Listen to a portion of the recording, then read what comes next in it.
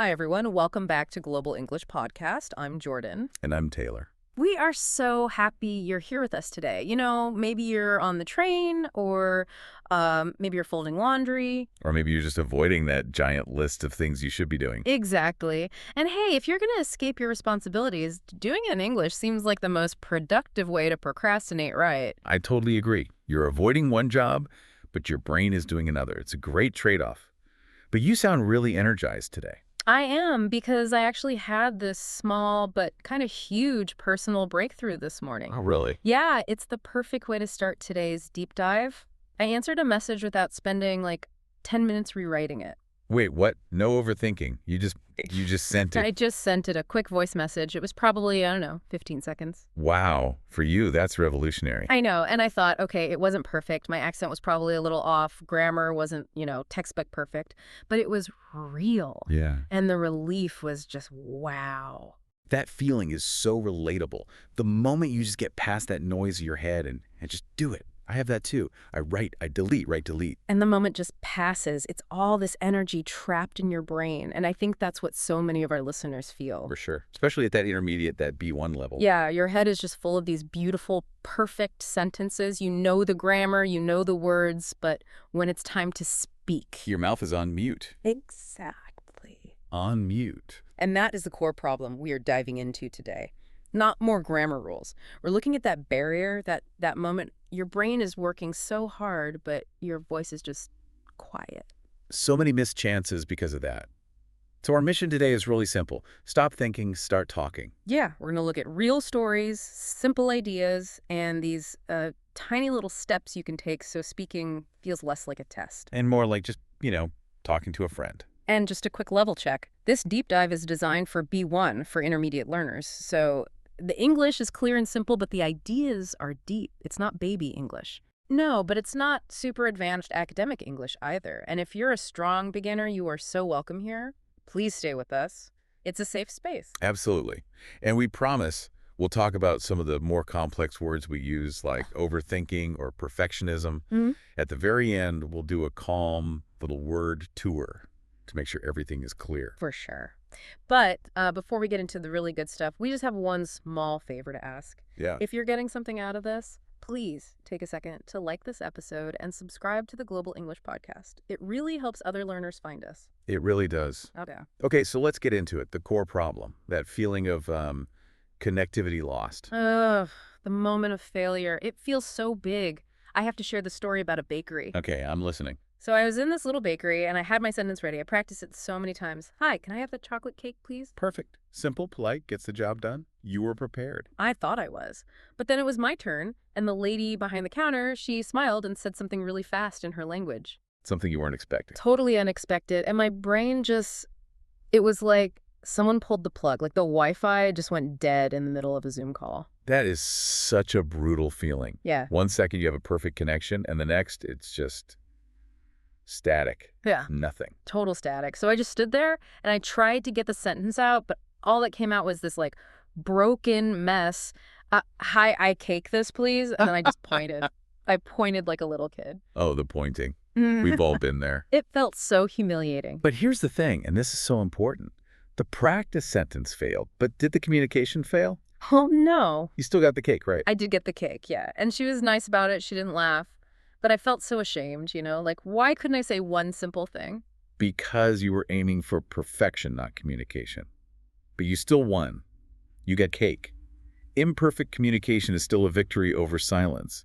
The failure isn't the broken grammar. The failure is not even trying. That's a huge mindset shift right there. I always saw the pointing as a failure, not a strategy. It's a tool. And this freezing doesn't just happen in bakeries. It happens at work, too. Oh, yeah. Tell me about that video call story again, because it's the perfect example. Right. So you're on this call with native speakers, Yeah. a big project, and inside your head, you know exactly what you want to say. Oh, it's perfect in there. The grammar is flawless. The vocabulary is professional. I'm running the meeting in my mind. 100%. Fluent. Impressive. But then the host says, Jordan, what are your thoughts? And suddenly my brain becomes a crowded room. A crowded room. Describe that feeling. What's the noise like in there? It's just instant chaos. My heart starts beating faster. My mouth gets dry. And the voices in my head are all shouting, check your grammar, use a smart word, don't sound stupid. Remember what happened last time? Yes. All of it at once. Yeah. And there's no clear door to get the words out. So with all that noise, what actually manages to escape? Something super short, like, yes, I agree, or that's a good point. Just something to make it stop, even though I had this whole other idea ready to go. And you're left feeling so frustrated because the English is in there. It is. So the problem isn't the knowledge, it's the overthinking. It's all that noise speaking louder than my actual voice. Exactly. So we need to understand why. Why does the room get so crowded? Let's talk about the psychology of it. What's fueling that mute button? For a lot of people, I think it starts with two big things. The fear of being judged. And perfectionism. Yeah. Let's start with fear of judgment. It's that feeling that someone is actively thinking, wow, their English is bad, even if they're smiling at you. It's not a rational fear, is it? It feels like it comes from somewhere deeper. It's almost always from a memory. Your brain has this little alarm system, and it remembers past dangers. Like the story of the strict teacher. That one is so powerful. It really is. So a student answers a question in class, makes one tiny little mistake, And the teacher corrects them, maybe in a really cold voice, in front of everyone. and then, the worst part, Yeah. the class laughs, just a little bit. But for that student, that moment feels enormous. Life-changing, almost. The sources said that student basically stopped talking. They never raised their hand again. Because in that one moment, their brain learned a lesson. Speaking is dangerous. It causes pain. And so that little alarm goes off every time you try to speak English now. Beep, beep. Danger. Right. It's what some people call the affective filter. It's like a wall. When you're scared, the wall goes up and the language can't get out, no matter how much you know. So the words are there, but the filter is just blocking the exit. Exactly. And that fear leads right into the second problem, which is perfectionism. The idea that if it's not perfect, it's not good enough. Best grammar, best accent, or nothing. It's all or nothing thinking. If I can't say it perfectly, I'll say nothing at all, which is a terrible strategy for communication. It's a perfect strategy for staying silent, because while you're in your head checking everything, the conversation just moves on. The moment is gone. The bus stop analogy from the source material explains this so well. Oh, I love this one. So imagine you're at a bus stop. The buses are sentences. A pretty good sentence comes along, a B- sentence. And you think, No, not this one. It's a little simple. then another one comes, maybe a C+ sentence. Nope, the vocabulary isn't smart enough. You're waiting for the perfect gold-plated luxury bus. And what happens while you're waiting for that perfect bus? All the other buses leave, and you're still at the stop, having said nothing. That's exactly what happens in meetings. You change the sentence 10 times in your head, and by the time you're ready, the topic has completely changed. Or you're at a party and you just pretend to look at your phone because your sentence isn't polished enough yet. So it's the fear, the old memories, the perfectionism, all of them work together to hit that mute button. But the good news is, we don't have to wait for the fear to go away completely. We can learn to speak even when we're a little bit scared. We just need the right tools, practical tools to get past the noise. Okay, so let's get into the solutions. 3 tools for talking. Tool number 1 is my favorite because it's so simple. Short, simple sentences. Yes, stop trying to talk like a book. So many learners trying to make these long, beautiful, complex sentences. And that complexity is exactly what makes the brain panic. So let's compare. A formal way to say something might be, I have always been interested in improving my communication skills. Which is nice, but it's a lot to manage under pressure. So what's the small version? I want to speak better. Done. Same idea, way less pressure. Right. So the trick for you, the listener, is to always ask yourself, what is the small version of this? Let's try another one. Instead of, recently, I've been feeling a bit overwhelmed with my studies. The small version is, study is hard these days. Or I'm feeling tired. It's okay. People are more interested in your idea than your grammar. Okay, tool number 2. This one is great because it helps you jump into a conversation. Start with the reaction words. Ah, these are so powerful. They're just the small things you say to show you're listening, like, oh, really? That's nice. No way. That's difficult. They do 2 things. They show you're engaged, but more importantly, they break the silence. They give your brain a few seconds to think of the next thing to say. It's like a little bridge from silence to talking. Yeah. And there's a simple 3-step pattern you can practice. Okay, let's walk through it. Imagine a friend says, my meeting was supposed to be 30 minutes, but it lasted 4 hours. Okay, so step 1, a reaction. Wow, 4 hours? Or, oh, really? Simple. Step 2, a small opinion. Something like. That sounds so difficult, or that's too long. And step 3, a simple question to keep it going. Do you have a lot of projects? Right. Or did you get a lunch break? And there you go. Wow, 4 hours. That sounds difficult. Did you get a break? You just had a whole conversational turn with 3 tiny, easy pieces. That's a huge win. It really is. Okay, on to tool number 3, prepare ready phrases. The idea here is to make some sentences automatic so you don't have to think about them in the moment. Like learning the lyrics to a song. You just know them. It reduces the work for your brain. Exactly. So let's talk about a few types. First, for when you don't understand something. Instead of freezing, you have a phrase ready. Like, sorry, could you repeat that?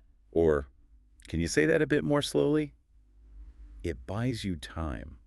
What about when you need time to think? Instead of saying, you can use an English phrase. Huh. That's a good question. Let me think about that for a second. These are great. And what about for jumping into a conversation? This one is so hard for people. A simple one is, can I ask a quick question? Or if I could just add something quickly. Having just a few of these ready phrases can completely change your confidence in a meeting. And that brings us to the most important point of all of this. Yes. A short, imperfect sentence that actually comes out of your mouth is always, always better. Than a perfect sentence hiding in your head. Always. Okay, so we have the tools, but where do we practice them? We need safe places, low-pressure zones. Right. Low pressure means no test, no teacher, no one giving you a grade. It's practice without stress. So practice zone 1 is the easiest to start with, the inner dialogue. Talking to yourself. It sounds a little strange, I know. But it's so powerful, you just narrate your day in English, like when you're cooking. Okay, now I cut the vegetables. After this, I will eat and watch an English video.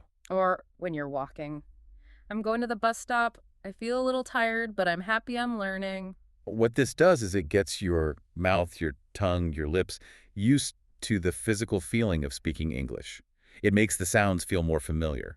So it's less of a shot when you have to talk to a real person. Exactly. Now, practice zone 2, trusted connections. This means finding a safe friend and sending them voice messages. The key word is safe. You need to find someone who knows you're practicing and supports you. You can even say, hey, I'm trying to speak more. Is it okay if I send you some imperfect voice messages? A good friend will feel honored that you trust them. They're not there to correct you, they're there to connect with you. It changes the whole feeling from a test to, just a chat. And finally, practice zone 3, the safest audience of all. The mirror. The mirror never laughs at your accent. Never. The method is so simple. Just stand in front of the mirror and say 1 or 2 sentences about your day. Today I feel good. Or today I learned a new word. It's like practicing dancing. You don't go straight to the big party. You practice alone in your room first. It's the exact same idea. You're practicing the identity of an English speaker in a completely safe space. So we have the tools, we have the practice zones, but there's one more piece, the voice inside your head. The mindset shift. This is maybe the most important part. That inner voice can be so mean. I'm stupid. My English is terrible. And if you're hearing that all day from yourself, of course you're going to be scared to speak. So we have to change the sentence. We have to reframe it. Okay, so let's take that awful sentence. My English is terrible. We need to replace it with something more true and more kind. My English is under construction. I love that phrase, under construction. It means it's not finished, but work is happening. There's progress. It gives you permission to be imperfect. It's a process, not a finished product. What about the sentence, I can't talk? How do we reframe that? Maybe I'm learning to talk more. Yes, or I'm practicing talking. It's active. It's about moving forward. Every small sentence is a victory. It changes the alarm from danger to let's try one small thing. Okay, before we finish up, we made a promise. Let's do that calm little word tour for our listeners. Great idea. Let's slow it down and make sure these key ideas are really clear. Let's start with the big one, overthinking. Right. So overthinking is when you think too much about something, so much that it becomes a problem and stops you from doing anything. For example, I was overthinking my email so much that I sent it an hour late. It's when your brain gets stuck. And the result of overthinking is often our second word, mute. Mute just means no sound. Silent. We said your mouth is on mute. The ideas are in your head, but no sound is coming out. The cause of all this is often our next word, perfectionism. Perfectionism is that belief that everything has to be perfect.